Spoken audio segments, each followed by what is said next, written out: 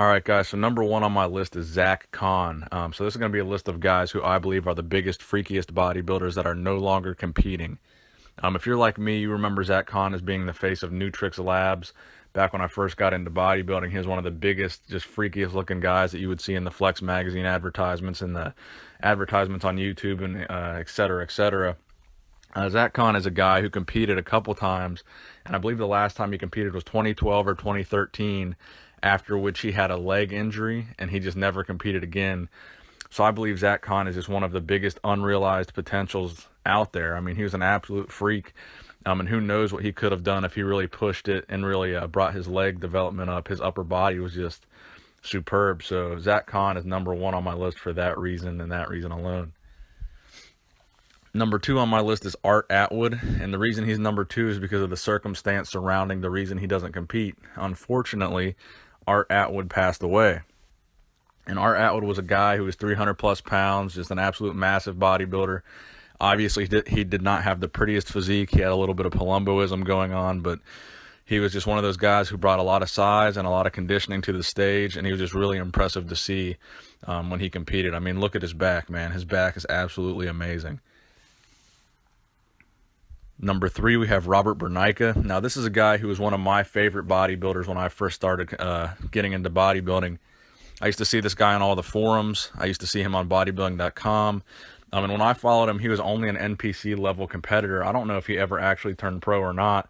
But back when I followed him in like 2009, 2010, he was just a heavyweight or a super heavyweight competitor at the national level. So he is just a beast. I mean, his arms were just freaking huge. So Robert Burneika, he also no longer competes. Number four is Victor Richards.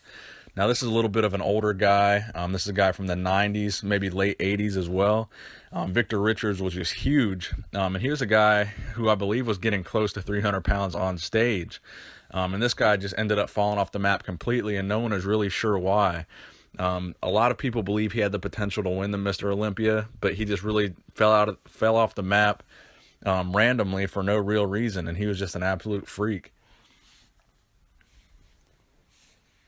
Number five is a guy called Morgan Aste. Now, this guy might actually still be competing, but he's only done like 2 shows in the United States that I know of, and they were both just NPC shows, and I don't think either one was a national level show. This guy is absolutely huge. I'm pretty sure he's like significantly over 300 pounds on stage, as you'll see in this last picture here. But this guy doesn't really bring that good of conditioning, and his legs aren't that good. But as far as I know, he's not competing anymore, or he's not competing very often, and he's not a pro. Number 6 is Greg Kovacs, who is obviously one of the biggest bodybuilders of all time, claiming to be 400 plus pounds in the off season. This guy passed away, I believe somewhat recently, somewhere around 2010 he passed away. So this is a guy who's just one of the biggest, freakiest bodybuilders of all time due to his height and due to his weight. I'm not sure what his stage weight was, but I'm pretty sure he was also over 300 pounds on stage at some point in time. But he also passed away and no longer competes. Number 7 is Craig Golias. Now, this is a guy that a lot of you are probably familiar with from Instagram or from Louis Marco's channel. A lot of you guys have not seen pictures of him competing. You are probably more familiar with the Instagram pictures of him out angling people. But he actually hasn't competed in a few years, and you can probably see why. His physique isn't the most pleasing physique on stage, and he's probably not going to be successful as a bodybuilder or get a pro card. But he's a pretty freaky guy to look at on stage, but as far as I know, he no longer competes either. Markus Ruhl, another one of my favorites. It's really a shame that he doesn't compete anymore because he had some of the best biceps, I believe, of all time. Whether or not they're pumped full of oil, pumped full of synthol, his biceps were still just freaking impressive to look at on stage. I mean, the peaks of his biceps were absolutely crazy.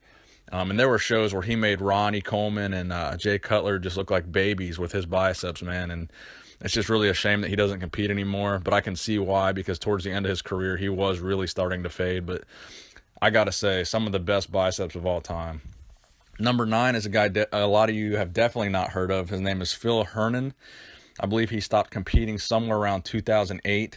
This was a guy who had some, pretty good potential because he beat guys like Craig Titus who was a top Olympia finisher. So this guy had a pretty good physique. He was pretty big.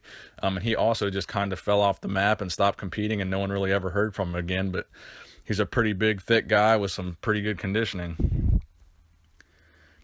And that brings me to number 10, Dave Palumbo. So a lot of you guys probably know who Dave Palumbo is. He's a big fitness personality in the media. But this was a guy who was a bodybuilder, and he was a massive bodybuilder at that, who brought incredible conditioning to the stage. His legs were massive. His upper body was massive.